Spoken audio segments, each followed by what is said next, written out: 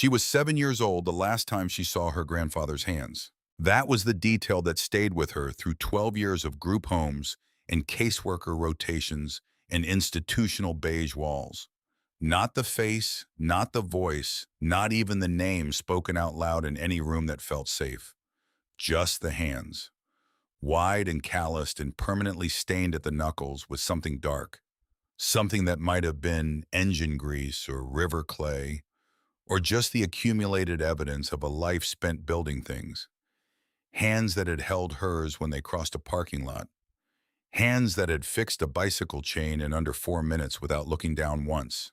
Hands that had gripped her shoulders on the last morning tight enough that she had felt the pressure long after the touch was gone. She was 18 now, and her own hands were smooth and uncalloused and had never fixed anything that mattered. The Department of Family Services office in Portland occupied the third floor of a building that smelled like recycled air and old carpet. The kind of place designed to process people efficiently, not to make them feel like people. She had spent enough time in buildings like this to understand the architecture of institutional indifference. The low ceilings, the motivational posters with their faded colors, the plastic chairs arranged in rows that discourage conversation. Everything built to move you through and out the other side without leaving a mark on the walls. Ms. Aldrich had a desk by the window, which was the only good thing about her office. The window looked out over a parking structure, which was not particularly scenic, but it let in gray Portland morning light, and she had learned to be grateful for natural light in rooms like this. Ms. Aldrich was a woman in her late 40s with reading glasses. She kept pushing up her nose in a manner that was efficient without being unkind. She had been her caseworker for 14 months, which made her the third longest relationship of her life, behind a group home supervisor named Mrs. Parrish and a foster placement in Beaverton that had lasted 8 months when she was 14. She laid a manila envelope on the desk between them with the careful deliberateness of someone presenting evidence. "This is everything," she said. "Your discharge documents, your birth certificate, your social security card. And this," she tapped the envelope. "This is separate. It came through the estate division. It's been held in trust since you were a minor." She looked at the envelope. Her name was typed on the front in clean bureaucratic font. Cara Vance. The name looked strange to her when she saw it written down by someone who wasn't her, like it belonged to a person she hadn't fully become yet. "Your grandfather," Ms. Aldrich said, "Gideon Vance. He passed away in 2012. You would have been 12. The property transferred into a holding trust through the county until you reached legal adulthood." Gideon Vance. The name landed somewhere soft and unprotected. Cara kept her face still. She had learned early that showing a reaction in rooms like this invited a particular kind of professional sympathy that she found harder to bear than indifference. "What kind of property?" she asked. "Land, about 5 acres in Harney County, Eastern Oregon. Small structure on it, a cabin, in some kind of natural formation the deed listed as a cavern." She paused. "The county appraised it at minimal value. The land is mostly rock and hardpan, not suitable for agriculture or standard development. The cabin has been unoccupied since your grandfather passed. We had it assessed per protocol." She looked at her over her glasses. "Cara, it isn't worth much." She turned the envelope over in her hands. It was heavier than she expected. "There's also this," Ms. Aldrich continued.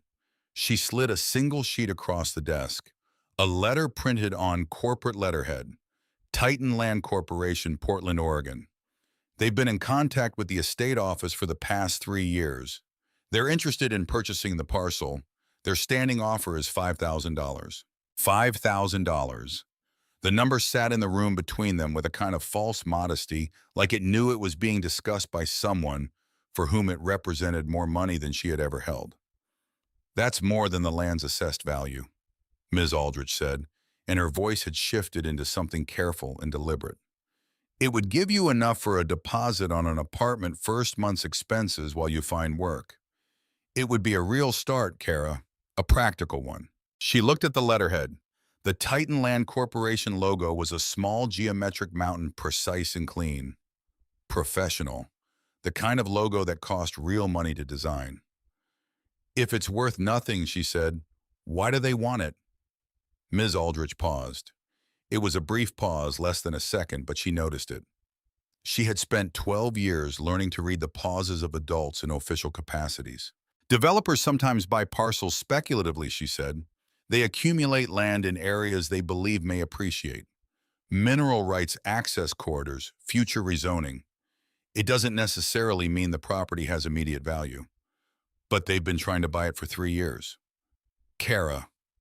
Her voice was gentle but firm. You're 18 years old with $200 in a discharge stipend and no housing arranged. I want to encourage realistic thinking. She sat for a moment looking at the envelope with her name on it. She thought about the hands, the dark stain at the knuckles, the 4 minutes it took to fix a bicycle chain. I want to see it, she said. The bus ride from Portland to Juniper Creek was 7 hours with a transfer in Bend. Kara sat in a window seat with her cardboard box wedged between her feet and watched Oregon reorganize itself outside the glass. The city dissolved into suburb, into farmland, into the high desert of the eastern interior. The sky out there was a different kind of sky than the one above Portland. It had room in it. It went on past the point where you expected it to stop, and then it kept going. She had the manila envelope open on her knee. Inside was the deed, brittle and formal, and the rusted key that had been held in a county evidence bag for 6 years. She turned the key over in her palm. It was ornate in a way that surprised her, heavier than it looked, with a bow shaped like a doubled loop. Old.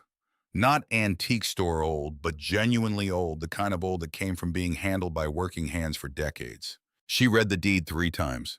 5 acres in Harney County. Tax parcel number. Legal description in language dense with surveying terminology.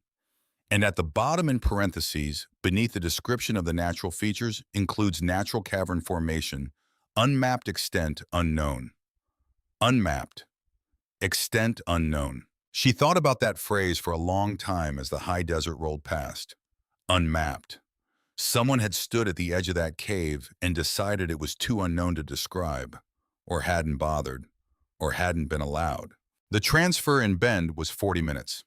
She bought a sandwich from a vending machine and ate it outside on a concrete bench in air that smelled like pine resin and distance. She was trying to locate the feeling she was having.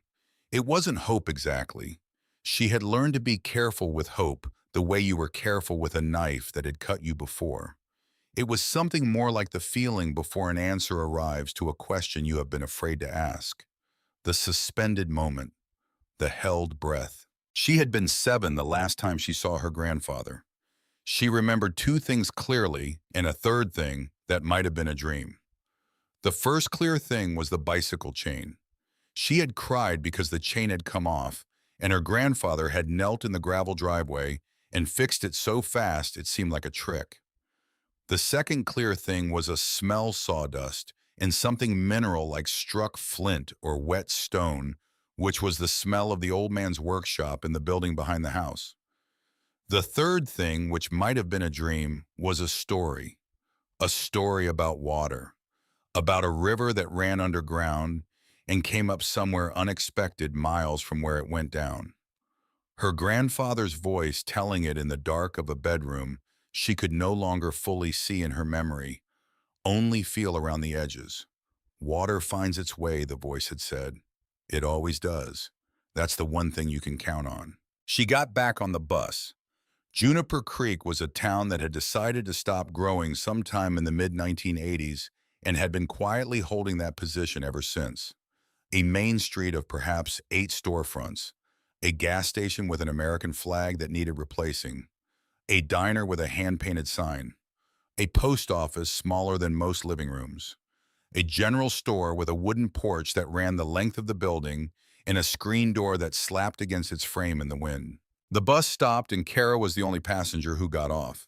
She stood on the cracked sidewalk with her box while the bus pulled away, and the silence that replaced the engine noise was total and immediate.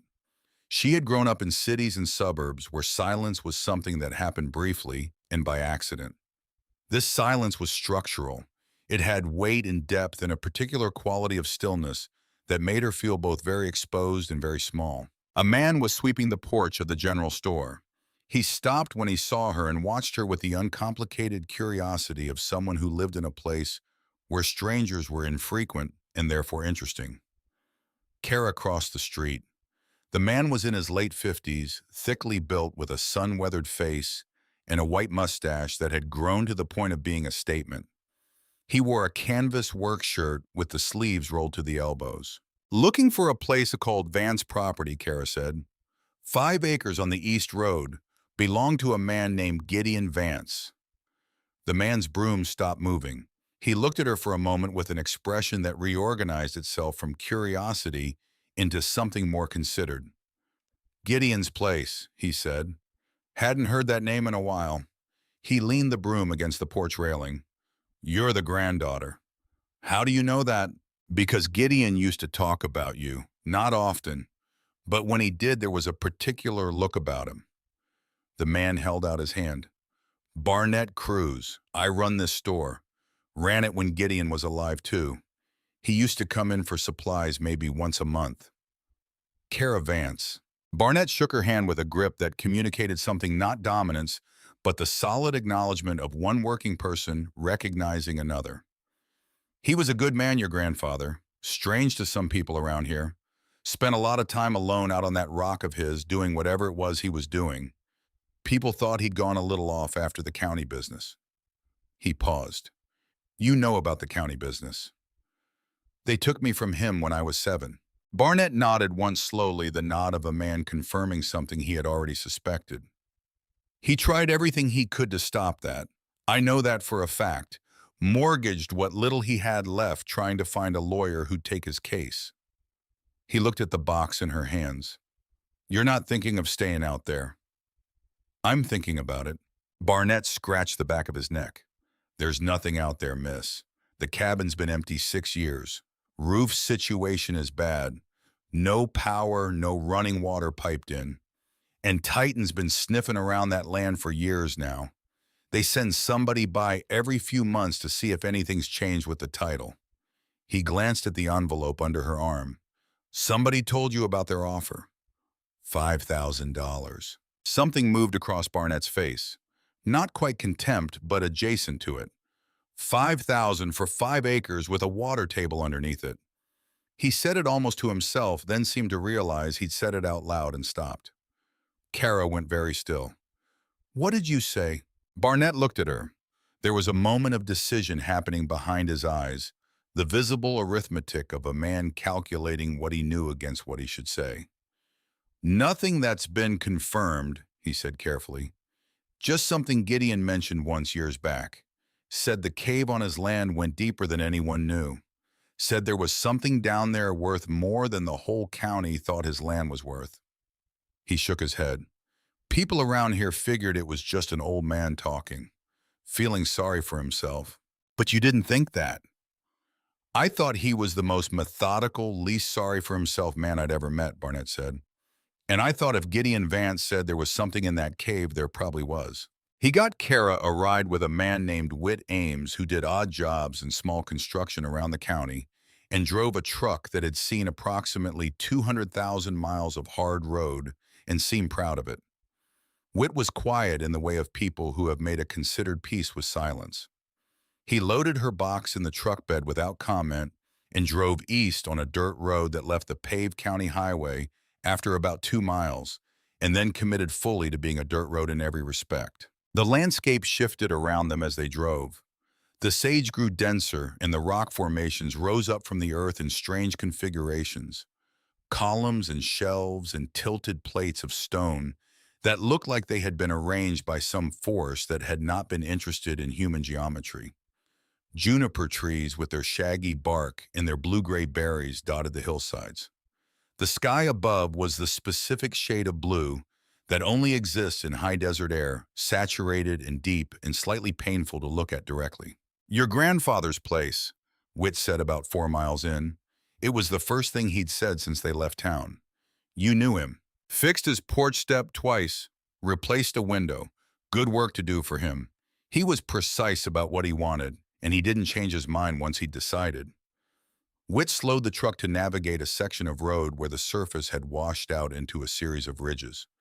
He used to ask me not to talk about the work I did for him around town. Nothing specific, just keep it quiet. I respected that. What kind of work was it? Witt glanced at her. Reinforcing things, cabinets mostly, and the door of the main storage area inside the cabin.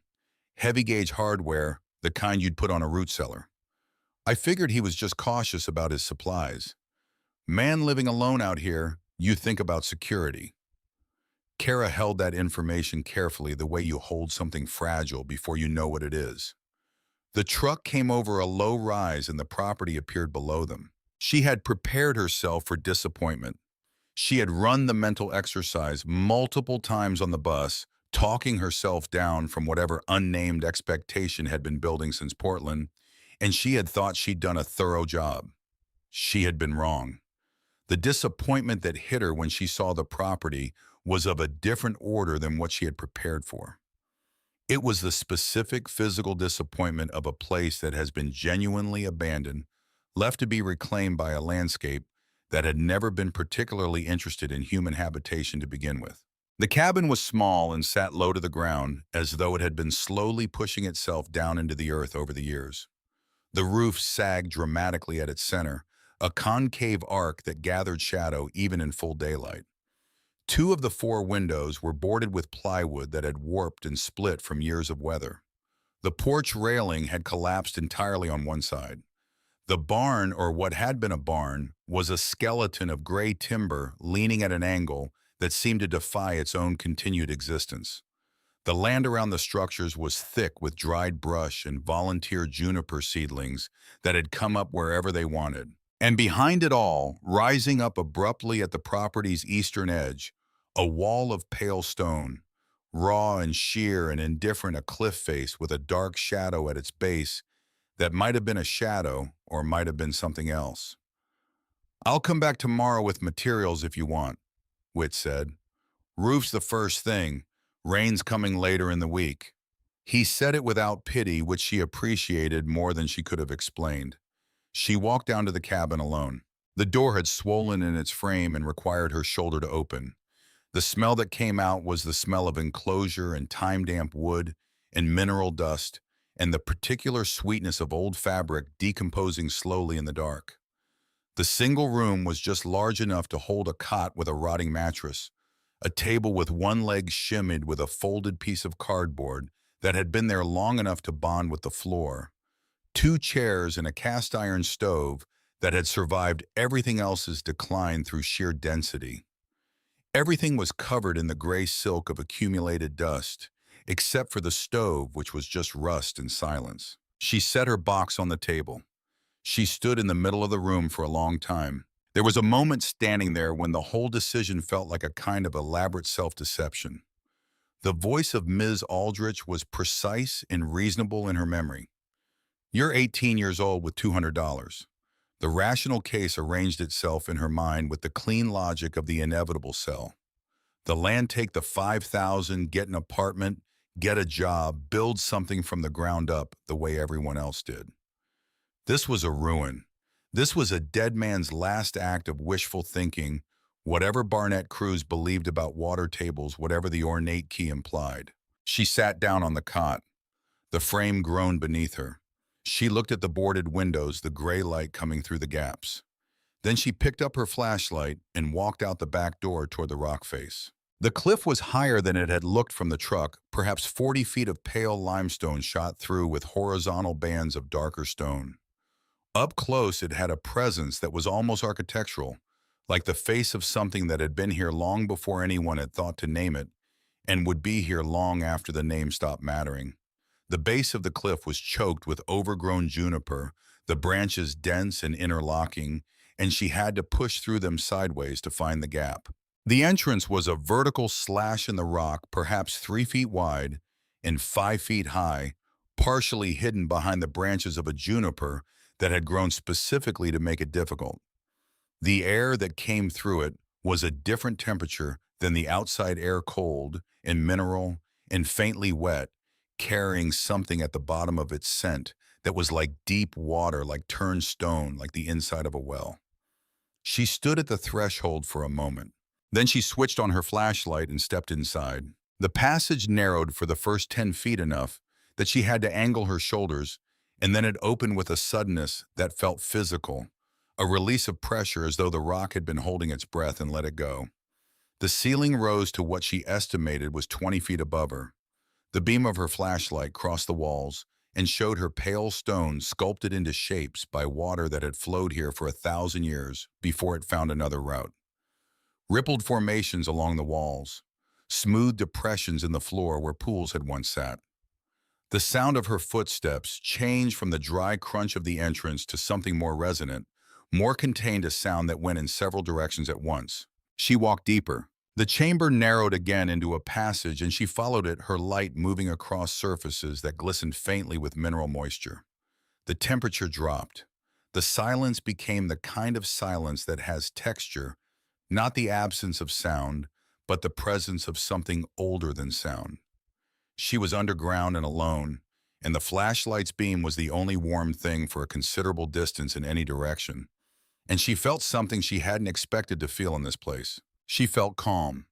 The passage opened into a smaller chamber, lower ceilinged, more intimate, and there set back into a natural alcove in the wall, as though the rock had grown specifically to protect it, was a military-style footlocker. Olive drab paint, mostly worn away, heavy-gauge steel, a reinforced hasp, and a padlock. The kind of thing built for permanent storage for things that need to survive whatever comes. Sitting on top of it was a flat metal tin, the kind that biscuits used to come in with a hinged lid. It had been painted to match the surrounding rock. If her flashlight had swept past it at a slightly different angle, she might not have seen it.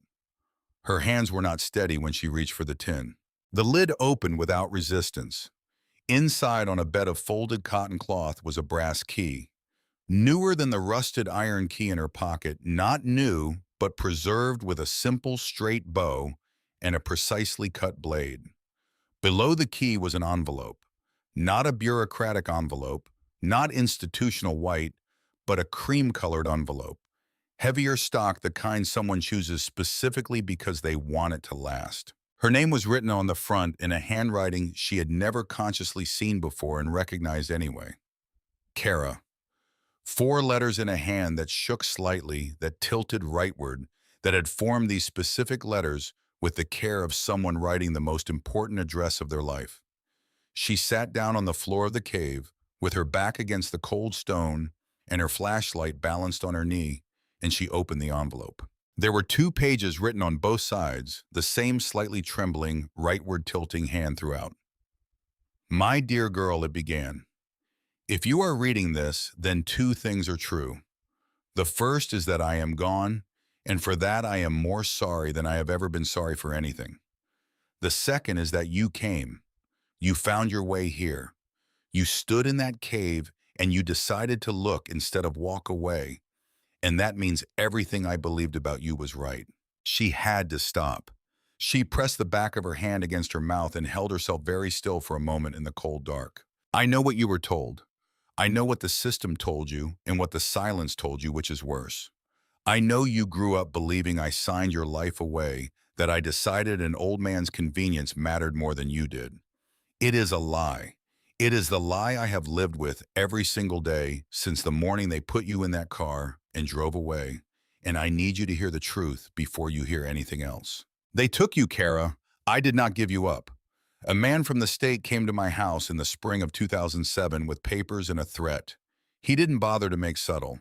He said if I fought them, if I hired another lawyer and took it to another hearing, he would make certain you were placed in the rotating system, moved from home to home, no continuity, no stability, just the machinery of the state chewing through your childhood. He said if I signed the voluntary relinquishment, he would personally ensure you were placed in a long-term group home, stable, consistent, safe. He said it was the only way to guarantee you wouldn't get lost. I want you to know that I did not believe him. I want you to know that I knew he might be lying, and I signed anyway because I had run out of ways to fight, and I was terrified of what losing would cost you. I chose to let you think I had abandoned you because I thought it was better than the alternative. I have spent every year since asking myself if I was right. I still don't know. But I need you to know that there was not 1 hour of one day in all those years when I stopped. Kara was crying. She was aware of it in the detached way you become aware of physical processes when your attention is elsewhere, the warmth of it in the cold air, the way it blurred the letters. She did not stop reading. Now, here is what I need to tell you about this land. My father told me about the cave. His father told him. In our family, it has always been known, but kept quiet, because what is in it is worth more than anything. That should be kept quiet usually is. There is water here, Kara, not just a trickle, not a seep, a genuine underground spring system, deep and strong and pure. I have spent the last years of my life mapping it. I have the surveys, the flow measurements, the laboratory reports on water quality from a testing firm in Bend. It is real, it is documented, and it is the only viable water source in this entire valley. Titan Land Corporation has been buying up parcels in this county for over a decade. They have drilled more than 30 dry wells. They know the water is somewhere here. They do not know it is here under this rock on this land, because I made certain they would not know. In 2009, I filed a formal report with the Oregon Department of Natural Resources documenting the spring. The report was rejected by a man named Douglas Farwell, who was at that time a senior official in the state's Natural Resources Division. He had no legitimate grounds to reject it. I kept copies of everything. Douglas Farwell now works for Titan Land Corporation as a senior consultant. I am telling you this so that you understand what you are holding. The key in this tin opens the footlocker. Inside you will find everything. My journals, the maps, the laboratory reports, the correspondence with the state, and enough money to give you time to decide. You have a choice, and I mean that as literally as I have ever meant anything. You can take what is in that locker and walk away from this fight, and I would not blame you for a moment. You have earned the right to an easy life. Or you can stay. You can use what I built to show them what this land is worth. They will not make it easy. They have not made anything easy for the Vance family in a long time. But this is your home, Kara. I built it for you. Every map, every measurement, every year I spent alone in that cave, with a headlamp and a notebook, I was building something for you to come home to. Whatever you decide, you were loved. Every day. Completely. Without reservation. Your grandfather, Gideon Vance. She sat in the cave for a long time after she finished reading. Long enough that the cold of the stone floor worked its way through her jeans and into her bones. She did not move. She was doing something she had never had the material to do before, which was grieving a specific loss rather than a general condition. She had spent 12 years grieving an abstraction, the family she hadn't had the stability that hadn't existed. Now she had a name for it, a hand, 2 pages in slightly trembling ink. Eventually she stood. The brass key fit the padlock on the footlocker with the satisfying precision of something built to last. The lid was heavy and she lifted it, and the flashlight showed her everything Gideon had promised. The journal was thick, leather-covered, filled with a decade of methodical notation. Hand-drawn maps of the cave system that were extraordinary in their detail, topographical contours rendered in pencil with the patience of someone who had nothing but time and intention. Flow measurements taken at regular intervals over years. Temperature readings. The meticulous log of a woman doing science with the tools she had. Tucked into the back of the journal were laboratory reports on official letterhead water quality analysis from a certified testing firm in Bend, dated 2010 and 2011, confirming a source of exceptional purity and substantial flow volume. Below the journal, sealed in waterproof plastic bags, cash. Bundled bills, 20s and 50s, counted out and secured with rubber bands. She counted it twice. $10,000. It sat in her hands with an impossible solidity. The next bag held photographs. Her parents on their wedding day, young in a way that seemed almost fictional. Herself as an infant, a toddler, a gap-toothed girl of 5 or 6 being held in arms, she now understood were her grandfather's. There were 15 photographs of her. Gideon had documented his granddaughter's early childhood the way a scientist documented a subject of great importance, with attention, with care. The last item was a sealed envelope addressed to a law firm in Portland. The words Environmental Practice Group were printed below the firm name. She held it in both hands. She thought about what Gideon had written. Douglas Farwell now works for Titan Land Corporation. She thought about Barnett's almost sentence stop before it started. 5,000 for 5 acres with a water table underneath it. She thought about the Titan letterhead in the manila envelope from Ms. Aldrich's desk. 3 years of standing offers a corporate logo that cost real money to design. She thought about what a company buys when it spends 3 years making standing offers on a worthless piece of land.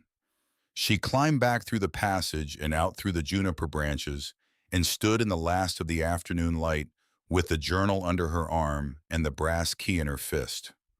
Her phone showed 1 bar of service at the cave entrance, the thin fringe of a signal reaching out from wherever the nearest tower was. She found the Titan letter in her cardboard box in the cabin. At the bottom below the offer amount, in the legal boilerplate, was a contact name and a number. Preston Holt, Director of Land Acquisition. She dialed. It rang twice. Holt! The voice was smooth and precise, the voice of a man who answered his phone expecting to win the conversation before it started. "My name is Kara Vance," she said. "I'm calling about the offer on the Juniper Creek property." A brief practice pause. "Ms. Vance, we've been looking forward to hearing from you. I trust you've had a chance to review our offer. We think you'll find it quite... I'm calling to decline it." The pause this time was different. Not practiced. Actual. "I beg your pardon. The offer. $5,000 for the parcel. I'm declining it. The property isn't for sale. It isn't for..." When Holt spoke again, the smoothness was still there, but something had shifted underneath it, the way ice sounds different when the temperature changes. "Ms. Vance, I understand this is an emotional situation. Coming into an inheritance at your age property, you've never seen family history involved. I'd encourage you to think carefully before..." "I've thought carefully," Kara said. "I've seen the property. I've seen what's on it. The answer is no." Another pause, then, "You're 18 years old." He said it without cruelty, almost conversationally, as though it were simply data. "You have no resources, no legal representation, and no experience with property transactions of this complexity. Our offer is generous relative to the land's assessed value. I'd strongly encourage..." "I found his journal," Kara said. The silence that followed was the longest of the conversation. When Holt spoke again, the conversational ease was gone. What replaced it was something flatter and more careful, and in some way more honest. "You should think very carefully about what you're doing." "I've done the thinking," Kara said. "When you want to talk about what the land is actually worth, you have my number." She hung up. Her hands were shaking. Her heart was hammering against her ribs with the violence of something that had been contained too long and was testing its limits. She stood in the doorway of the broken cabin in the last flat light of the eastern Oregon evening and breathed until the shaking stopped. Then Holt called back. She let it go to voicemail. When she listened to the message, Holt's voice had recovered some of its polish, but the words underneath it were unambiguous. "Ms. Vance, I want to be straightforward with you because I think that serves both our interests better than the alternative.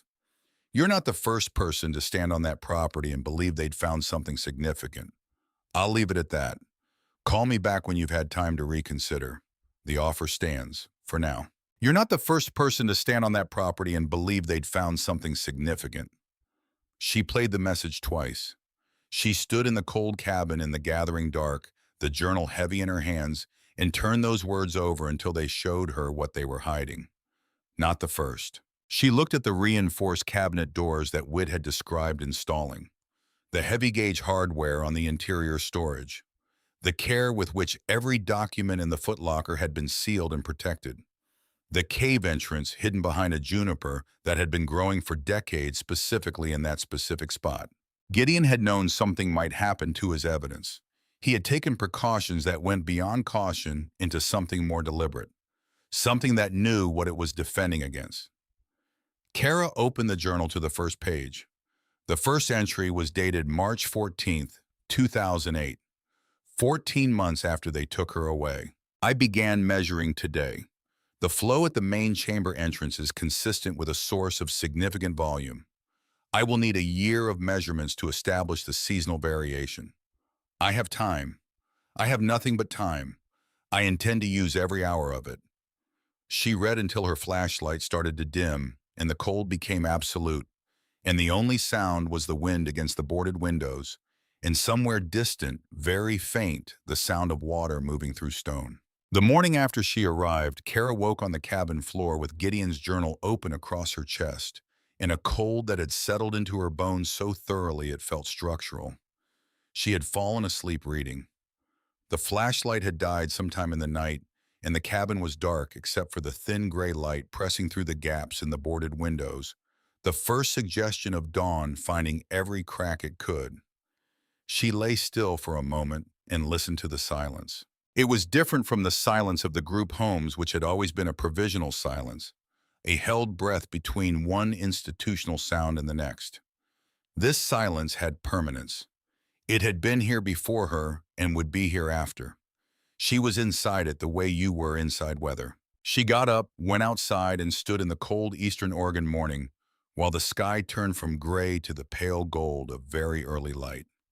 The rock face at the back of the property caught the first sun and held it the pale limestone warming from gray to amber. Somewhere below that rock in the dark, she had walked through the night before. Water moved through stone channels that her grandfather had spent years mapping alone with a headlamp and a notebook. She thought about that while she ate the last of the food she had bought at Barnett's store. Crackers and a can of soup she opened cold because there was nothing to heat it on until she cleaned and tested the cast iron stove. She sat on the cabin steps and ate and watched the light move across the property and tried to understand what the next step actually was. She had the journal. She had the laboratory reports. She had $10,000 in waterproof bags in a military footlocker in a cave. She had a sealed envelope addressed to a law firm in Portland that her grandfather had prepared years ago, maybe longer, with the care of a man who knew he might not be alive to deliver it himself.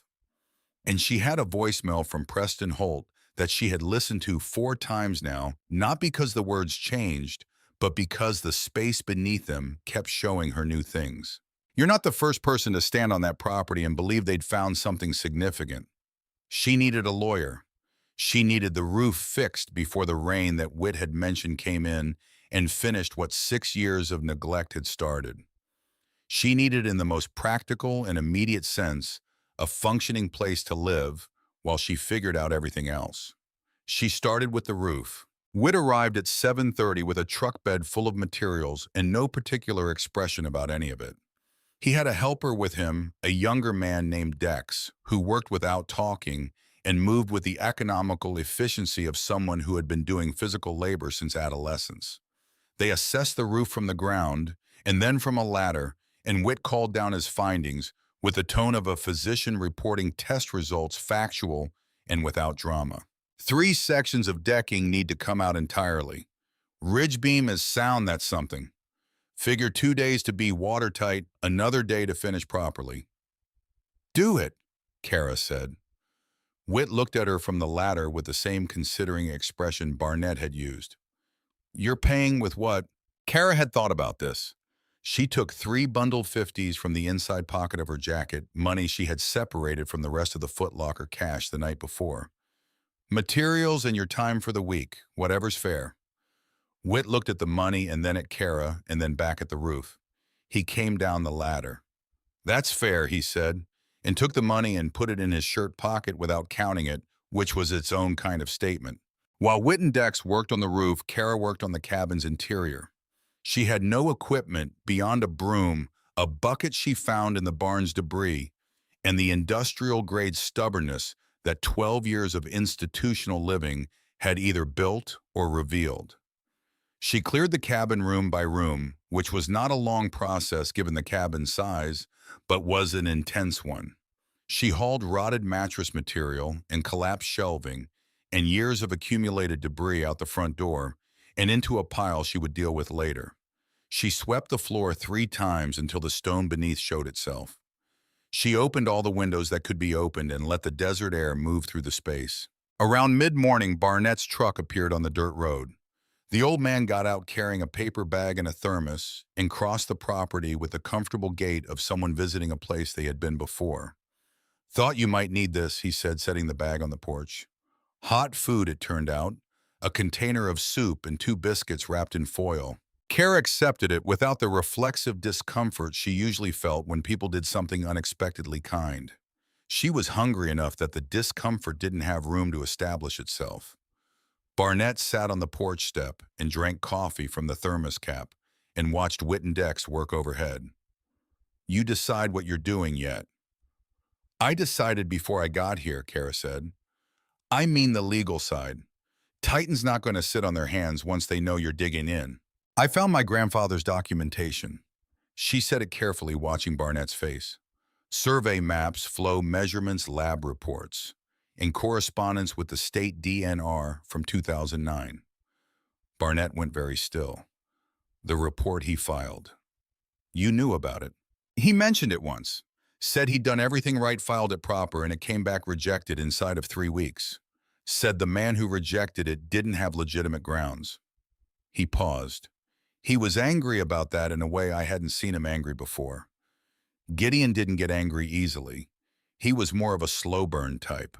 But that rejection made him angry. "Douglas Farwell," Kara said. Barnett turned and looked at her directly for the first time since he'd sat down. "You found his name." "My grandfather wrote everything down." A long pause. Overhead, Witt's hammer established a steady rhythm against the new decking. The sound carried out across the property and came back slightly softened by the rock face. "Farwell works for Titan now," Barnett said.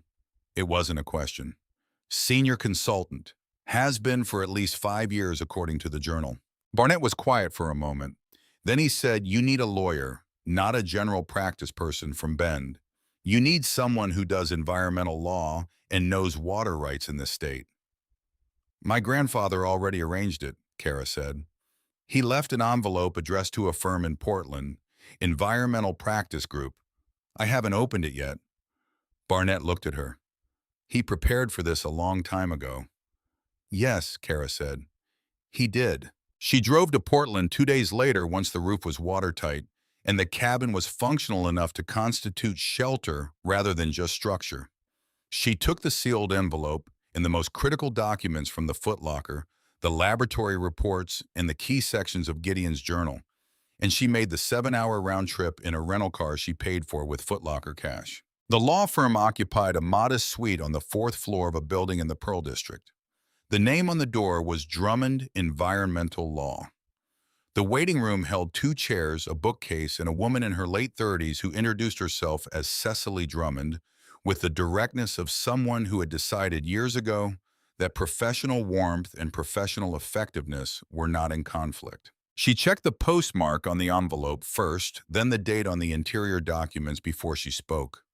"He sent this to our office in early 2012, she said, "and the preparation documents are dated late 2011. He was thorough well before the end." She turned back to the letter. "He paid a retainer in advance, enough to cover initial consultation and early filing costs." She looked up. "He was very thorough." "Yes," Kara said, "he was." Cecily went through the laboratory reports and the map reproduction she had brought with the careful attention of someone who knew exactly what she was looking at.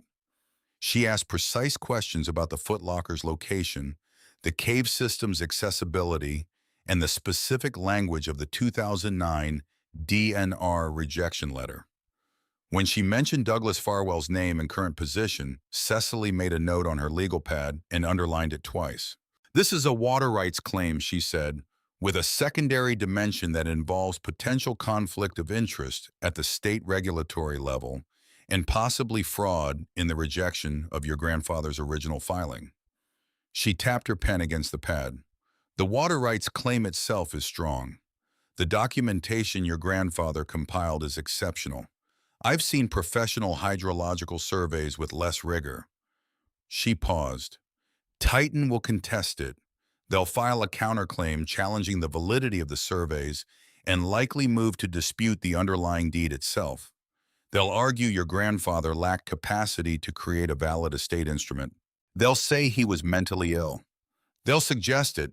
They'll find a doctor somewhere who'll write an opinion based on minimal evidence. It's a standard pressure tactic in property disputes where the opposing party has limited resources. She looked at her steadily. Do you have limited resources? Kara told her about the cash in the footlocker. Cecily did not change expression, but she made another note. That buys you time, she said. Not unlimited time, but time. What I'd recommend is filing the water rights claim immediately before Titan gets wind of what you have. Once it's in the system, it's harder to suppress. She closed her notepad. I'll need a week to prepare the filing. Come back Thursday. She drove back to Juniper Creek in the dark, with the rental car's heater running full, in the high desert sky above the highway, brilliant with stars that the city never let you see properly.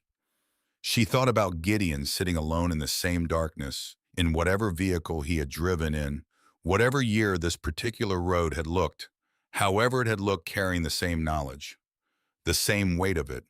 The difference being that Gideon had carried it alone for years, and Kara had been carrying it for days, and was already aware that the weight of it was not something you got used to.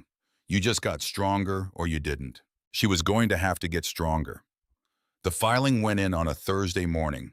By Tuesday of the following week, Titan's response landed in Cecily's office. A counter-filing challenging the estate deed on the grounds of alleged testamentary incapacity, accompanied by a motion for a temporary restraining order, preventing Kara from accessing what Titan's filing described as contested natural features of the disputed parcel, which meant the cave. The restraining order was granted on an emergency basis pending a hearing in 3 weeks. Kara was legally barred from entering her own cave. She read the order 3 times sitting at the cabin table with the morning light coming through the repaired window that Whit had replaced with new glass the previous week. The cabin looked different now than it had on the day she arrived. The roof held, the floor was clean, the stove worked.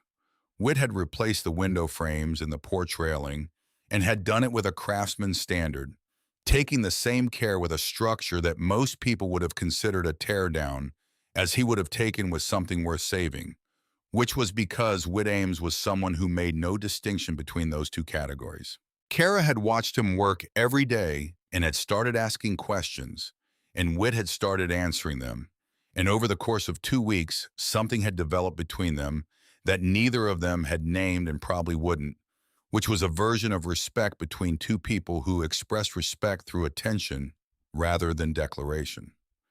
She set the restraining order down. 3 weeks.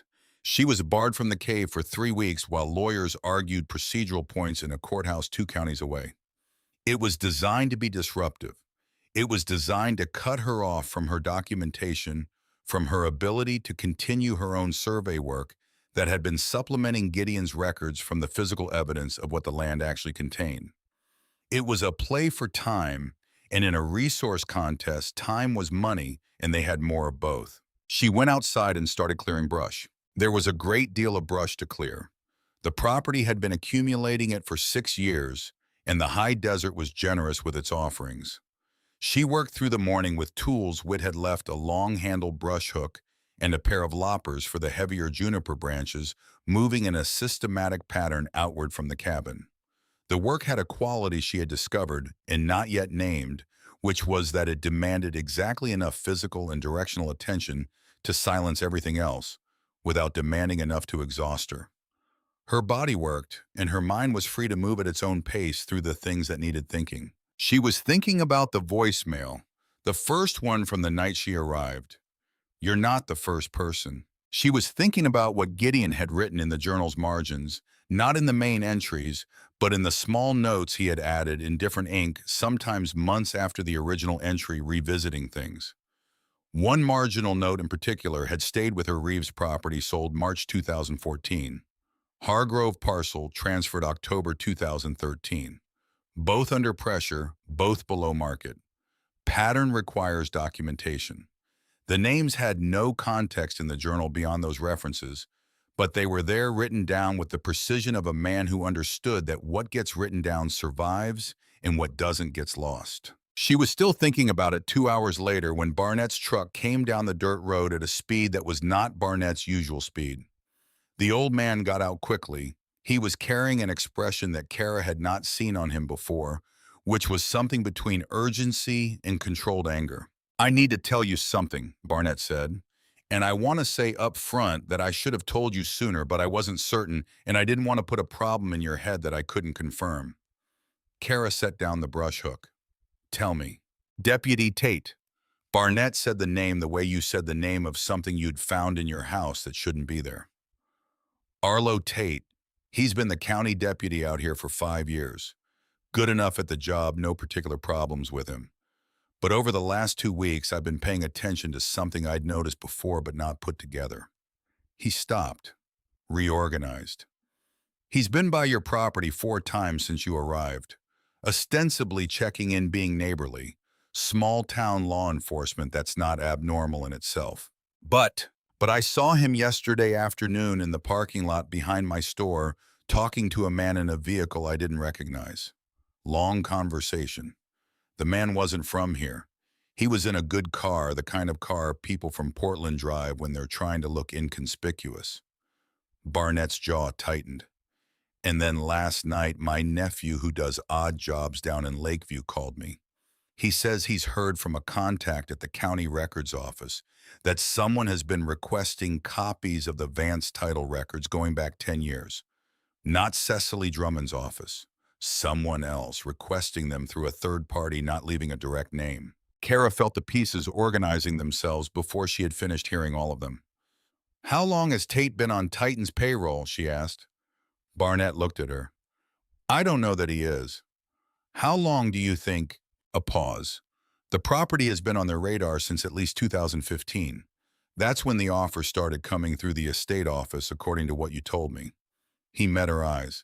"If they've been monitoring the title and watching the property, they'd want someone local, someone who could report activity without drawing attention." Kara thought about Tate's 4 visits. The easy friendliness of them, the unhurried quality, the questions that had seemed like small talk. "How long are you planning to stay? You out here alone? Have you had a chance to look around the property much?" She had answered all of it straightforwardly because she had not yet had reason to be other than straightforward. She had given Tate a week's worth of intelligence without understanding that was what she was doing. "I need to talk to him," Kara said. Kara, not to confront him, to understand exactly how much he knows and whether there's any angle from which he's actually useful. She looked at Barnett. "He doesn't know what I found in the cave. I didn't tell him. He knows I'm staying, knows I declined the offer, knows I went to Portland. He doesn't know about the journal or the lab reports or the retainer Gideon set up." Barnett was quiet for a moment. "That's something. It's the only something I've got right now while they've got me barred from the cave." Tate came by the next afternoon, which was either coincidence or confirmation, and Kara decided it didn't matter which. She was on the porch when the deputy's cruiser came down the dirt road, and she watched it come with the particular quality of attention she had been developing. The attention of someone who had started to understand that almost nothing in this situation was what it appeared to be on its surface. Tate was in his mid-40s, lean and tan, with a mustache slightly less declarative than Barnett's, and the practiced ease of a man who had spent his career making other people comfortable around authority. He got out of the cruiser and crossed the property with his thumbs in his belt and a nod of acknowledgement that communicated nothing beyond its own performance. "How's the place coming?" he asked, looking at the repaired porch railing, the new window glass, the cleared brush. "Better every day," Kara said. "Good to see. Place has been sitting a long time."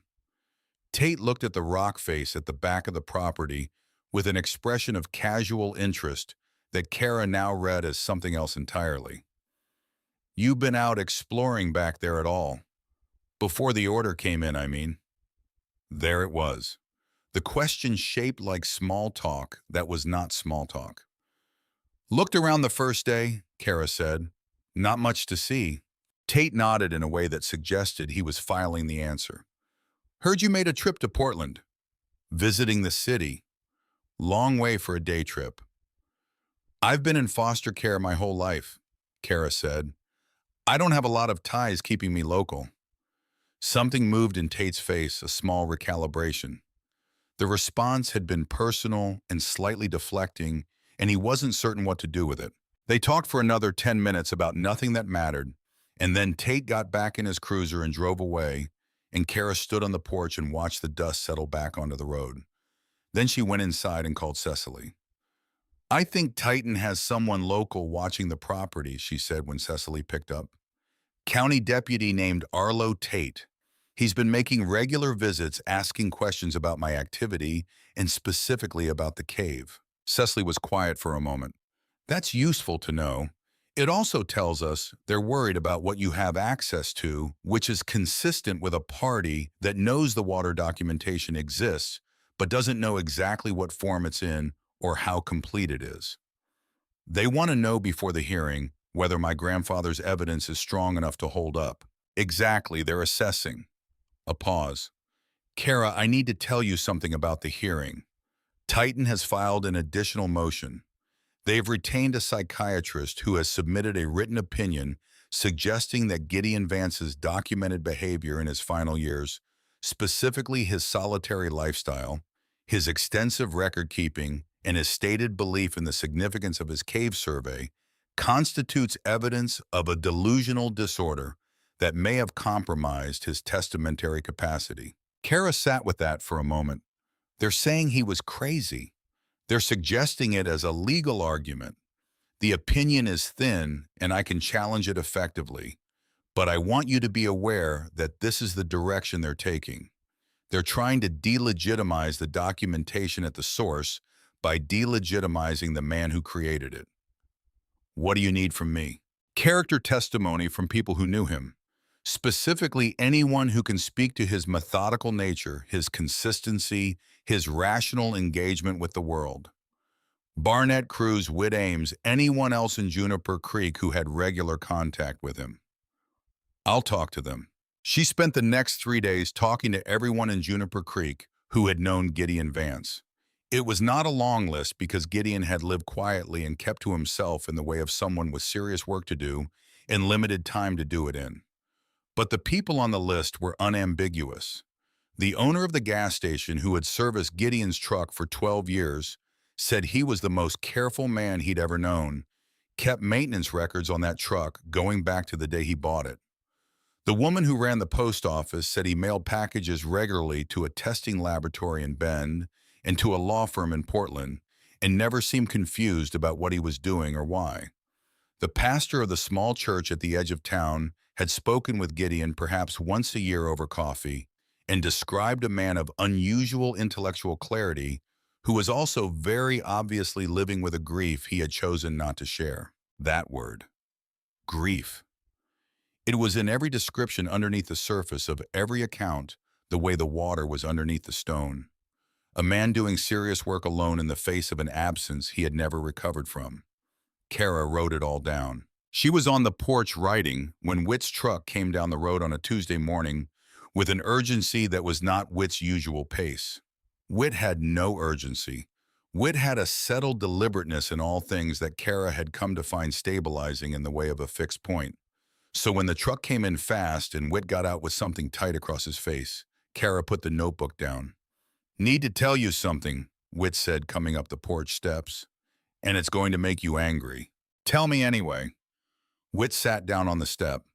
He took off his hat and turned it in his hands, which was the only gesture of uncertainty Kara had ever seen from him. Titan sent a man to see me 2 days ago. Not Holt, a younger man, mid-30s suit that cost more than my truck. He sat in my store and he talked around it for a while, and then he said it. They'd pay me $50,000 to decline any further work on this property. To tell you I was unavailable. To stop. Whit put his hat back on. He seemed to believe that was a very large amount of money. Kara said nothing. I told him no, Whit said. I want you to know that straight. I told him no before he finished the sentence, actually, because there wasn't a world in which I was going to hear the rest of it and say yes. But I thought you should know they're trying to take the people away from you. Not just the legal fight, the people.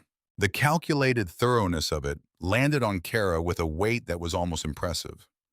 They had thought through every layer of her position and found each one and were systematically applying pressure. The legal filing to bar her from the cave, the psychiatric opinion to delegitimize Gideon's documentation, the local deputy to monitor her activity, and now this an attempt to isolate her from the one person whose practical help had made it possible to stay on the property at all. She thought about Gideon alone in the cave with a headlamp and a notebook year after year, knowing exactly what he was protecting against and protecting against it anyway. "Thank you," Kara said, "for telling me and for what you told him." Whit nodded once. "What are you going to do?"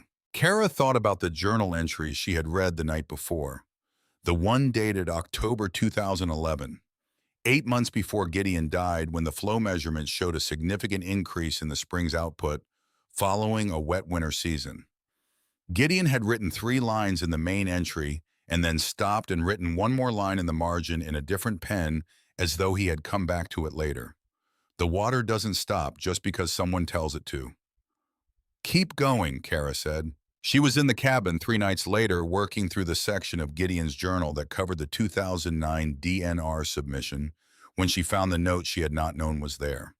It was tucked between 2 pages of correspondence copies, a single index card in Gideon's handwriting, dated September 2009, 3 weeks after the rejection came back. Farwell's rejection cites insufficient evidence of flow volume. The laboratory reports from June 2009 constitute more than sufficient evidence of flow volume. His stated grounds are false. There are only 2 explanations for a false rejection: incompetence or instruction. Farwell does not strike me as incompetent. I have begun tracking his professional connections. There is a consulting arrangement somewhere that I have not yet located. I will find it. Kara set the card down on the table. There was something extraordinary about reading the thought process of a man who had been dead for 6 years, following the same threads she herself was following, arriving at the same conclusions through the same logic, separated by years and a shared last name, and nothing else except that Gideon had done it alone in the dark, and Kara was doing it with people around her who had chosen to be there. She called Cecily the next morning. There's a note in the journal where he explicitly documents his suspicion that Farwell was acting under instruction from an outside party, Kara said. He says he started tracking Farwell's professional connections. Is there anything in the documents I gave you that shows what he found? A brief pause while Cecily checked. There's a section of the journal I haven't fully processed yet, pages 72 through 90. Can you photograph them and send them to me today? She could. She did. Cecily called back at 4 in the afternoon. Your grandfather found it, she said, and her voice carried something that was not quite excitement, but was adjacent to it, the controlled energy of a professional encountering evidence that is better than expected. In 2010, Gideon tracked a consulting arrangement between a shell company registered in Nevada and the Oregon Department of Natural Resources, specifically the division that handled his filing. The shell company had 3 directors. One of them is Douglas Farwell. Another is a holding company that Titan Land Corporation used for acquisition financing during that same period. A pause. Kara, this isn't just a conflict of interest. This is a documented financial arrangement between a state official and a corporation that directly benefited from his official actions. That's federal fraud. The words sat in the room. My grandfather knew, Kara said. He documented it methodically. Cross-referenced, dated with supporting financial records he appears to have obtained through public records requests. Another pause. He was building a case, a real one. The water rights claim was part of it, but not all of it. He wanted to expose the fraud entirely. Kara thought about the journal entry from March 2008, the first one written 14 months after they took her away. I have time. I have nothing but time. I intend to use every hour of it. He had not just been mapping water, he had been building an arsenal for a fight he knew was coming, for a granddaughter he believed would come. What do we do with it? Kara asked. Cecily was quiet for a moment. When she spoke again, her voice was careful and deliberate. We have two options. We take this to the hearing and use it defensively to discredit Titan's challenge to the deed and to demonstrate that the original DNR rejection was corrupt. That protects the water rights claim and gives you the best legal position. A pause. Or we take it somewhere else first, before the hearing, somewhere that changes the landscape entirely before Titan has time to respond. Where? Kara asked. There's an investigative reporter at the Oregon Tribune, Cecily said. She's been covering resource rights in Eastern Oregon for 4 years. She's been looking for a thread into Titan's acquisition practices for 2 of those years and hasn't been able to find the right entry point. She stood at the window of the cabin looking out at the rock face in the last light. The pale limestone had gone amber in the evening sun, and the dark gap at the base of it, where the cave entrance was hidden behind the juniper, looked almost like a feature of the stone itself, a natural shadow, something you would overlook unless you knew to look. My grandfather spent 10 years building this case alone, Kara said. He filed it properly and it was buried. He documented the fraud and died before he could use it. If we take this only to the hearing, Titan's lawyers manage it quietly, it gets settled in a closed proceeding, and none of it ever sees daylight. That's a possibility, yes. Or it all comes out. Or it all comes out, Cecily said. She looked at the journal on the table, the 10 years of her grandfather's precise and patient work, the index card with its 3 lines about false grounds and a consulting arrangement not yet located, the knowledge of a man who had nothing but time and had used every hour of it. Call the reporter, Kara said. The reporter's name was Sylvia Hatch, and she arrived in Juniper Creek on a Thursday morning in a car that had seen better decades and carried herself with the particular energy of someone who had been waiting for a specific door to open for a long time and was not going to waste the moment now that it had. She was in her mid-40s, compact and direct with a notebook that she held the way some people held tools, as an extension of function rather than an accessory.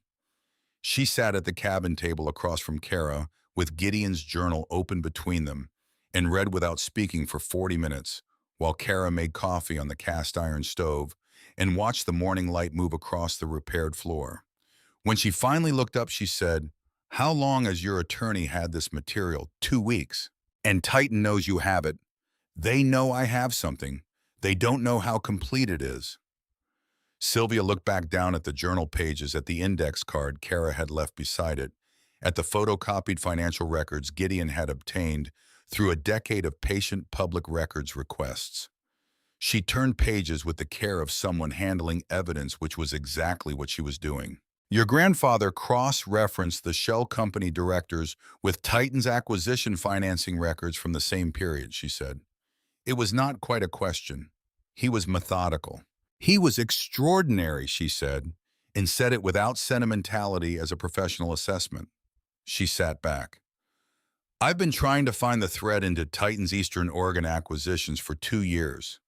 I had the pattern: the property sold below market, the owners who moved away the dry wells that appeared on their survey reports while water appeared on nobody's.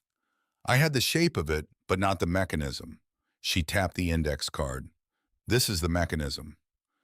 What do you need from me? Everything your attorney has cleared me to see, and your account of the sequence of events from the day you arrived to now. She opened her notebook to a clean page.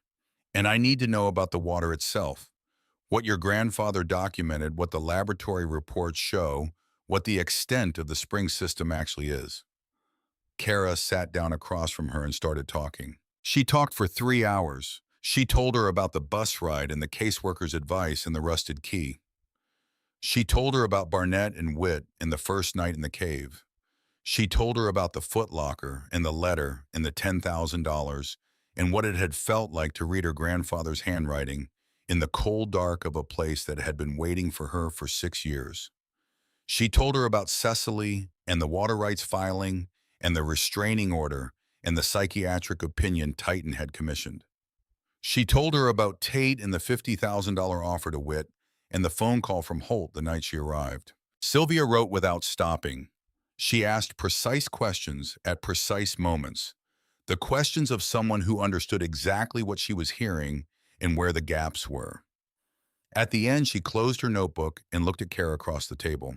"This will take me 3 weeks to verify independently," she said.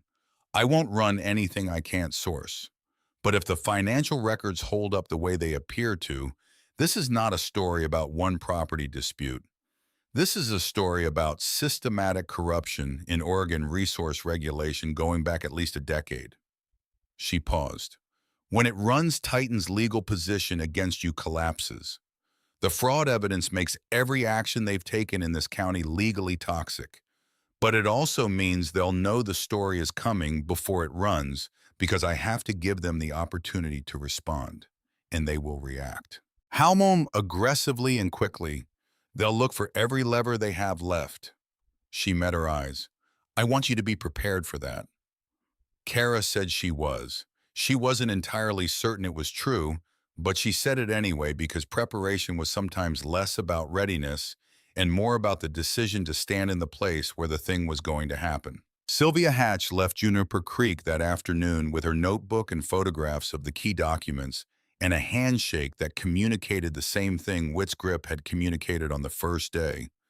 Not warmth exactly, but the solid acknowledgement between two people who understood what they had agreed to. The 3 weeks that followed were the longest of Kara's life, which was a significant thing to say about a life that had contained 12 years in institutional care. The restraining order hearing came first. Kara sat in a courtroom in Lakeview with Cecily beside her while Titan's legal team, 3 attorneys from a Portland firm whose hourly rate collectively exceeded what Kara had lived on in any given year of her childhood, presented their motion to extend the temporary restriction on cave access and advance their challenge to the estate deed. The psychiatric opinion was entered into the record. It described Gideon Vance as a man displaying persistent, grandiose ideation regarding the hidden value of his property's social withdrawal, consistent with delusional thinking and obsessive record-keeping behavior, indicative of a paranoid cognitive pattern. Kara sat and listened to this description of her grandfather, who had spent 10 years doing careful science alone in the dark out of love for a child he was not allowed to see, and kept her face still and her hands flat on the table. Cecily's response was methodical and thorough. She entered Gideon's laboratory reports, the certifications of the testing firm, the professional credentials of the hydrologist whose methodology Gideon had followed precisely. She entered the sworn statements of Barnett Cruz and Witt Ames and 5 other Juniper Creek residents attesting to Gideon's consistent rationality and methodical nature over more than a decade. She entered the public records showing that the testing firm Gideon had used was a certified commercial laboratory with no history of fraudulent results. She entered the professional opinion of a licensed hydrologist she had retained who had reviewed Gideon's survey data and described it as consistent with graduate-level field methodology and entirely credible as primary documentation. The judge was a woman in her 60s with a deliberate economy of expression that came from 3 decades on the bench. She listened to everything. She asked 2 questions, both of them precise, and both directed at Titan's attorneys. She denied the motion to extend the cave access restriction. She declined to remove the deed challenge from the docket, but noted that the evidentiary basis for the psychiatric claim was, in her words, thin in a way that a court would be unlikely to find persuasive, absent substantially stronger foundation. Kara walked out of the courthouse into the flat eastern Oregon sun and stood on the steps for a moment and breathed. Cecily came out behind her and stood beside her without speaking for a moment. "That's round 1, she said. "I know. They're not done. I know that too." She drove back to Juniper Creek and went directly to the cave the first time she had been inside it since the restraining order was issued. The cold met her at the entrance the way it always did, immediate and mineral, and carrying that undertone of deep water. She went in without a flashlight for the first 10 feet because she had learned the passage well enough to navigate it, by feel the narrow section where her shoulders nearly touched both walls. The slight left turn before the chamber opened the change in the sound of her footsteps when the ceiling rose. She stood in the main chamber in the dark for a moment before switching on her light. Her grandfather had stood here hundreds of times over 10 years in this specific cold, in this specific silence, measuring and mapping and documenting. The water was moving somewhere below her. She could feel it faintly through the stone, a barely perceptible vibration that might have been imagination, except that it was always there and always the same. She placed her hand flat on the chamber wall. The stone was cold and faintly damp and had no message for her beyond its own existence, which was its own kind of message. She stayed for 20 minutes and then went back out into the light. Sylvia Hatch called on a Wednesday evening, 17 days after her visit, which was 4 days ahead of the timeline she had estimated. "The financial records held up," she said. "All of them. We found 2 additional shell company connections your grandfather hadn't identified, which actually strengthens the documentation. Our legal team has reviewed everything and cleared it for publication." A brief pause. "I'm giving Titan and Douglas Farwell 48 hours to respond before we run it. When will it publish?" "Friday morning. Front page above the fold, both print and digital. We're also coordinating with a regional television station for a Friday evening broadcast piece." Another pause. "Kara, I want to tell you something before this happens. What your grandfather built, the documentation, the cross-referencing, the patience of it over a decade. I've been doing this work for 20 years, and I've never seen a private individual compile a public interest case of this rigor. He knew exactly what he was doing and exactly why." Kara was quiet for a moment.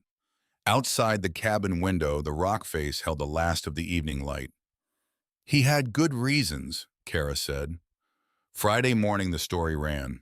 The headline was measured and precise in the way that serious journalism was precise, carrying its weight without announcement. "Oregon officials' consulting arrangement raises questions about decade of resource decisions." The subhead carried more of the weight.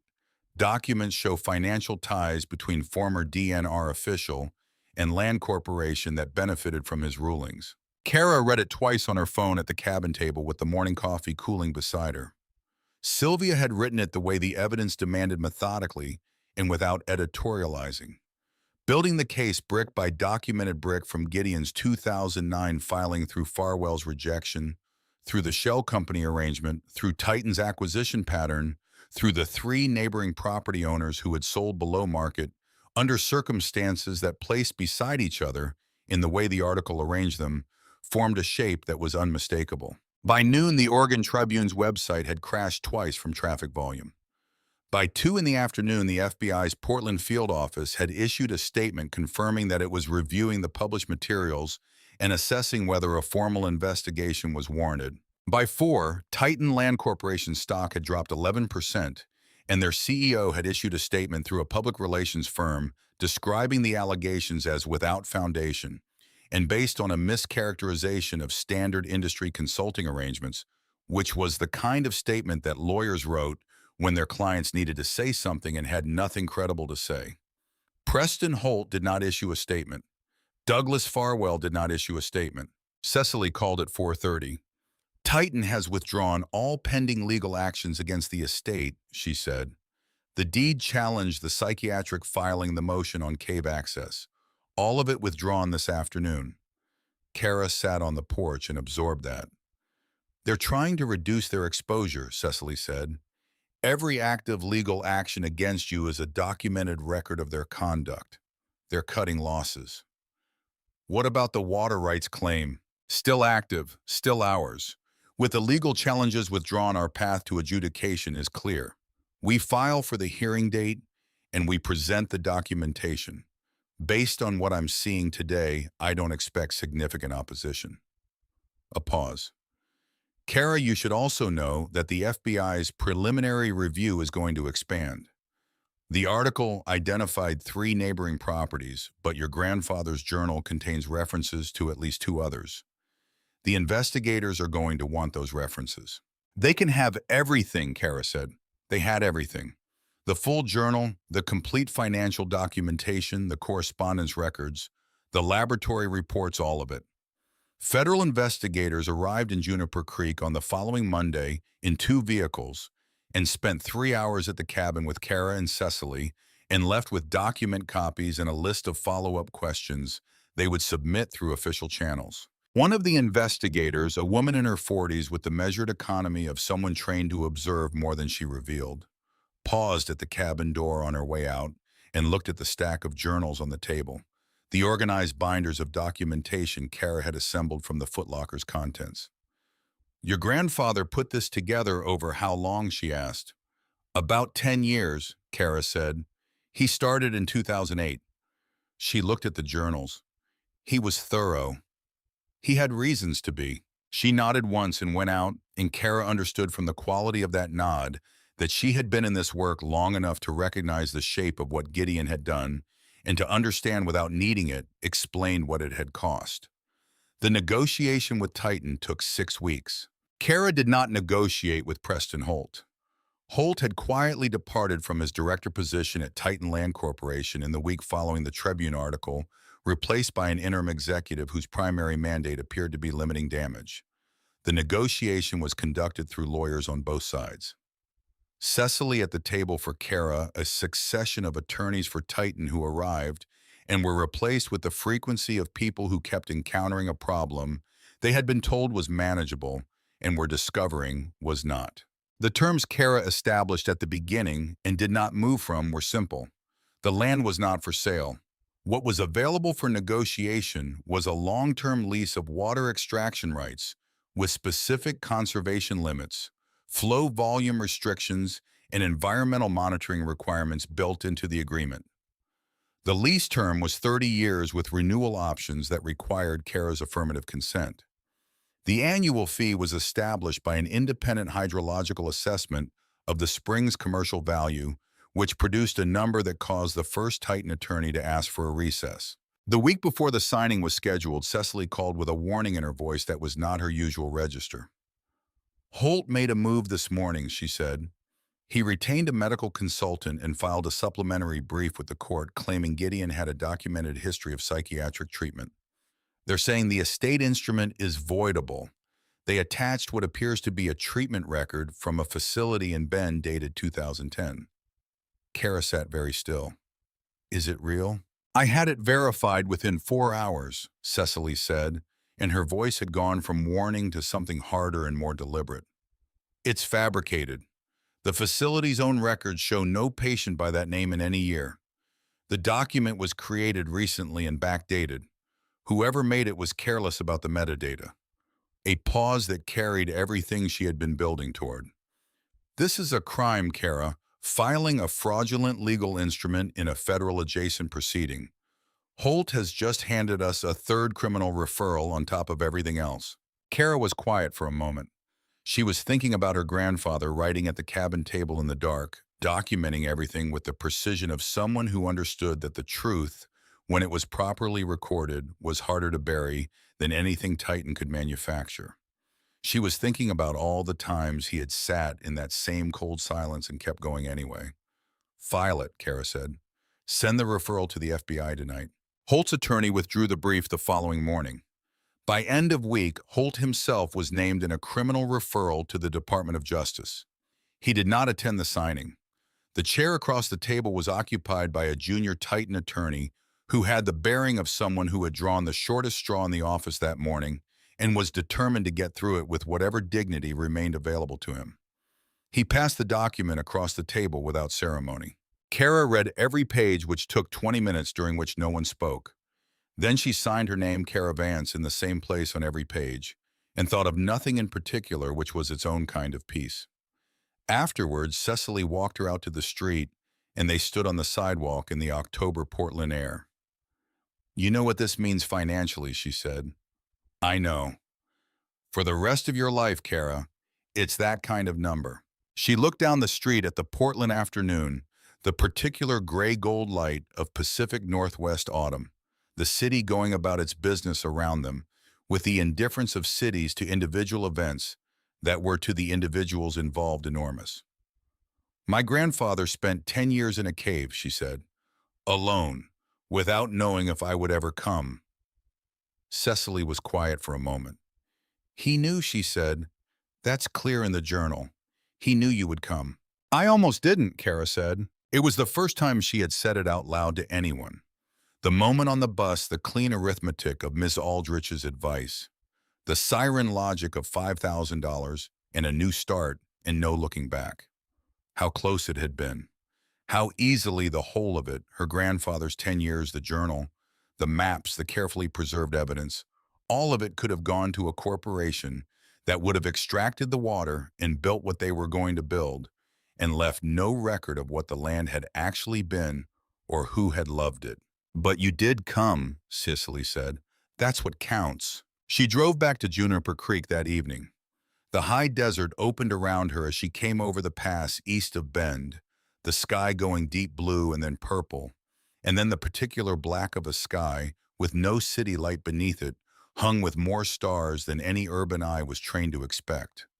She drove with the window down despite the cold, because the air at this elevation had a quality she had come to need, clean and mineral, and carrying the faint resinous note of sage. She was thinking about the other epilogue, the one on the property, the one she had been planning in the margins of everything else since the first week when she had stood in the cave with the letter still warm from her hands and understood what her grandfather had actually built there. She had been making lists, not legal lists, not financial lists, but the kind where you wrote down what a place could be if someone with time and intention worked on it the way Gideon had worked on the cave. The barn footprint was still sound. The stone foundation had outlasted everything built on top of it and would outlast everything built there next. She had been reading about traditional stone construction, about the timber frame techniques that had built the structures that surrounded this landscape 100 years ago, about what it took to build something that was meant to last rather than meant to be sold. Whit had been answering her questions with the patient thoroughness of a craftsman who recognized in them the seriousness of genuine interest rather than casual curiosity, and had started bringing books with him to the property technical manuals and historical surveys of regional construction methods. They had talked about what it would take, the timeline, the materials, the sequence of work.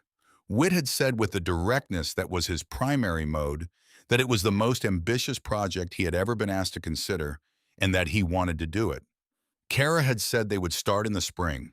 She arrived back into the property at 10 at night and parked the truck and sat for a moment in the dark before going inside. The cabin behind her was lit from within, the warm light coming through the new window glass, the repaired porch solid beneath the step. Ahead of her, the rock face was a dark mass against the stars, and the juniper at its base was a deeper shadow within the dark.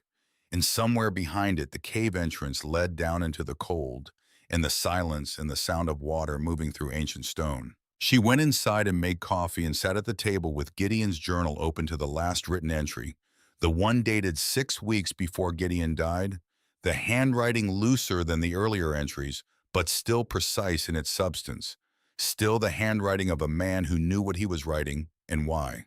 Flow measurement today showed the highest volume I have recorded in 4 years. The spring is strong. Whatever happens to me, the water doesn't know it. It will be here long after I'm gone, and long after anyone alive today is gone. It was here before any of us, and it will be hereafter. That is either a comforting thought or a humbling one, depending on the day. Today it is comforting. Today I am thinking about the girl and hoping that when she comes, which she will feel what I felt the first time I stood in that chamber and understood what was under the ground. Not ownership. Something older than that. Recognition. The feeling that you are standing in a place that was waiting for you and that you, without knowing it, were always moving toward. She closed the journal. The day of the spring dedication was a Saturday in late November, cold and bright, with a particular clarity that came to the high desert after the first hard frost, when the air had been cleaned of everything inessential, and the sky was the deep, uncompromising blue of a place that made no concessions to human comfort. She had not planned a ceremony. What happened was not exactly a ceremony, and not exactly not one. Barnett had told people which was inevitable, and people had come. Not a large crowd. Juniper Creek was not a town that produced large crowds, but perhaps 30 people standing in the cold on the property that had been a ruin when Kara arrived and was now something else, something in the process of becoming what it was going to be. The barn foundation was staked out with new survey markers. The cabin's porch was solid and plain square. The path to the cave entrance had been cleared and lined with flat stones Kara had placed herself over the course of many evenings. At the cave entrance, where the juniper that had hidden it for decades had been carefully trimmed back to let in the light while preserving its presence, she had set a flat stone slab cut from the same limestone as the cliff face. On the stone, carved by a man in Lakeview who worked in the old way with hand chisels and took the time the work required, were the words, Gideon Vance Spring. He kept faith with this place and with the ones he loved. Barnett stood beside her looking at it. The old man had been quiet since he arrived, which for Barnett was unusual. He was not a man who was normally at a loss for the right words in a situation. He would have hated being the subject of a plaque, Barnett said finally. I know, Kara said. He would have been here an hour early anyway. Barnett made a sound that was not quite a laugh, but was what a laugh looked like when grief was also present. People gathered and stood and talked and drank the coffee that Witt's wife had brought in a large thermos, and nobody made a speech, which was exactly right. Kara moved through them quietly, accepting what was offered, which was presence in the specific warmth of people who had decided without being asked that this was something worth showing up for. She was standing at the edge of the property, looking at the rock face in the noon light, when she became aware of someone beside her who had not been there a moment before. She was an older woman, perhaps 70, in a heavy wool coat and practical boots with white hair, and the bearing of someone who had spent a career sitting across tables from people in difficult circumstances and had learned to carry what she knew with a kind of careful dignity. She was not from Juniper Creek. Kara had not seen her arrive. She stood beside her for a moment, looking at the stone slab before she spoke. My name is Meredith Colby, she said. I worked for the Department of Family Services for 31 years. I retired in 2015. A pause. In 2007, I was the supervisor who signed the order separating you from your grandfather. Kara went very still. She did not look at her directly. She kept her eyes on the stone slab and the juniper and the pale cliff face above it. Her hands were folded in front of her, and her voice was steady in the way of someone who had prepared what they needed to say and was going to say it regardless of how it was received. I need to tell you something, she said. I should have found a way to tell you sooner, but I didn't know how to locate you, and I was not certain for a long time that I had the right to intrude. When the newspaper article ran, I saw your name, and I knew I had to come. Kara said nothing. She was listening with the full attention of her body. Gideon Vance came to my office every year, she said. Every year from 2007 until 2011. 5 years in total, 1 year before he died.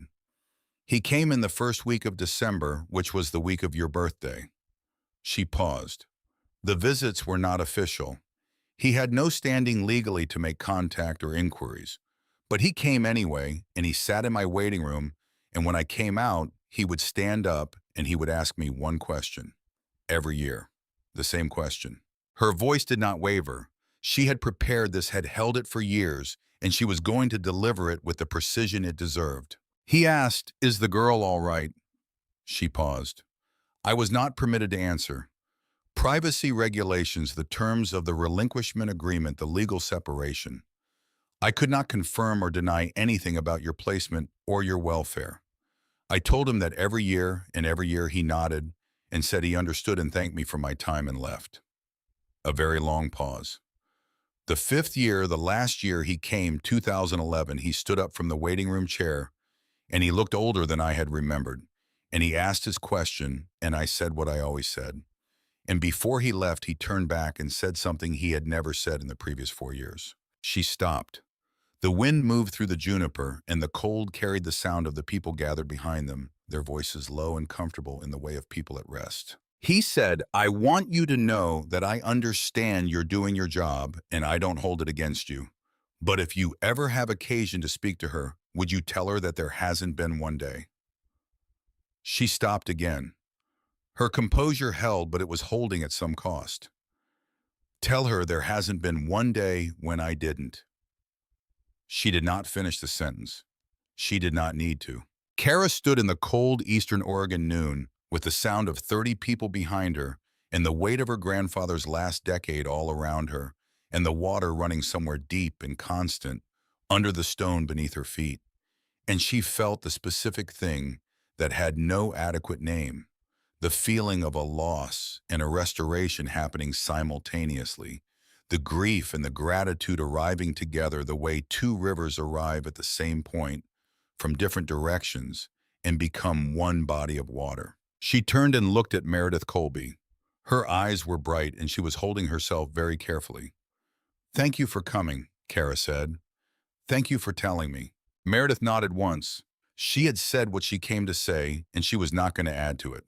She shook Kara's hand, both of her hands around hers, the way people held hands at funerals and at births, at the moments when ordinary gesture is asked to carry more than it was designed to carry. Then she walked back through the gathered people to wherever she had parked, and Kara watched her go. She stood for a long time after that. The afternoon light moved across the property the way it always did, the shadow of the cliff face lengthening eastward as the sun tracked west. People drifted away by ones and twos, nodding to Kara on their way out, until only Barnett and Whit remained doing what they always did, which was being present without demanding anything from the presence. Barnett was looking at the stone slab. "Good stone," he said. "Good carving." "Whit found the man who did it," Kara said. Whit looked at the slab and then at Kara. "We'll start on the barn foundation in March," he said. "Ground will be workable by the second week." It was not a question and not exactly a statement. It was the way serious work got discussed between people who had decided they were going to do it together. "Second week of March," Kara said. Whit nodded and got in his truck and drove home. Barnett stayed a few minutes longer. He drank the last of the coffee from the thermos and looked at the property in the late light, at the cleared brush and the staked barn foundation and the flat stone path to the cave entrance and the carved slab standing in the cold afternoon sun. He'd be proud, Barnett said, not sentimentally, as an assessment. "I know," Kara said. Barnett got in his truck. Kara listened to the sound of it until it disappeared into the distance, and the silence came back, the deep, settled silence of this place that had weight and permanence and had been here before any of them. She sat on the porch steps alone in the falling dark with the journal in her lap and the key, both keys, the rusted iron one and the brass one, in her jacket pocket where she had kept them since the first day. And she looked at the cliff face losing its color to the dusk, and she thought about water. About a man who had spent 10 years measuring the flow of an underground river in the dark alone for a child he was not allowed to see. About the patience of that, the extraordinary sustained faith of it. About what it meant to do serious work in the dark for reasons that no one present would ever fully understand. About the way love, when it was the real kind, found its form in whatever was available. And if what was available was a cave and a headlamp and a notebook, then that was what it became. The water was running now. The agreement was signed, the monitoring equipment installed, the extraction infrastructure going in over the winter. The spring would feed the valley in the way Gideon had always known it could. It would be measured and recorded and conserved and used the way things were meant to be used, without exhaustion, without waste, with the specific care that came from understanding that some things were not replaceable. The land was hers. The cave was hers. The documentation was hers, all of it, except for the copies that now lived in a federal evidence archive, in a law office filing system, and a newspaper source materials places, where they would be safe in the way that things exposed to light were safe, harder to suppress than things kept in the dark. She thought about Ms. Aldrich in her Portland office, the careful way she had laid the manila envelope on the desk between them, the genuine concern behind her recommendation. A practical start, a realistic choice. She did not hold it against her. She had given her the best advice she knew how to give, and the advice had been wrong in the specific way that advice was always wrong when it was based on what things appeared to be worth rather than what they actually were. She thought about this bus ride, the 7 hours of watching Oregon reorganize itself outside the window, The city giving way to the high desert, the sky opening up past the point where it was expected to stop. The key in her palm with its ornate doubled-loop bow, heavy for its size, heavier than it should have been, as though it knew what it was for. She thought about Holt's voice on the phone that first evening. The flat, cold thing underneath the polish, the practice warning delivered with the confidence of a man who had used it before and had it work before. You're not the first person to stand on that property and believe they'd found something significant. He had been wrong about that in the way that people who dealt only in transactions were always wrong about the things that were not transactions. The others who had stood here, whoever they were, had found something significant. Gideon had stood here for 10 years finding something significant. And Kara had found the same thing, not despite the warnings or the legal pressure or the manufactured documents or the $50,000 offered to the only skilled tradesman in the county willing to help her. But through all of it, on the other side of all of it, the same thing her grandfather had found when he stood in the cold chamber with a headlamp and understood what was under the stone. Not ownership, something older than that. The feeling of a place that had been waiting and a person who had not known until they arrived that they had been moving toward it all along. The stars came out above the cliff face one by one, and then all at once, the way they did out here without the gradual dimming of city light to soften the transition. Just dark and then the stars complete and absolute, the same stars her grandfather had seen from the same porch step on the same cold November evenings before he died. She opened the journal to the last entry. She had read it many times now. She would read it many more. She did not read it again tonight. She set it on her knee and looked up at the cliff face instead, at the pale stone losing its color to the dark, at the place where the juniper stood guard over the entrance, the way it had stood for decades before she arrived and would stand for decades after. The words were already in her. She did not need the page. She sat on her grandfather's porch under his stars on his land, which was also her land, which was also something that would outlast both of them and belong to neither of them. In the end, the way all the things that mattered most were never quite owned, only held for a time, only cared for, only passed along. The spring ran in the dark beneath her. It had been running before Gideon found it. It had been running while he mapped it, and while Kara was growing up in beige institutional rooms 300 miles away, not knowing it existed. It had been running while the legal documents were filed and challenged and withdrawn, and while the newspaper story ran, and while the federal investigators took their notes, and while the contracts were signed and the stone was carved, and the people came and went on a cold November Saturday. It would be running long after all of that was finished. Tonight that was simply true, and that was enough.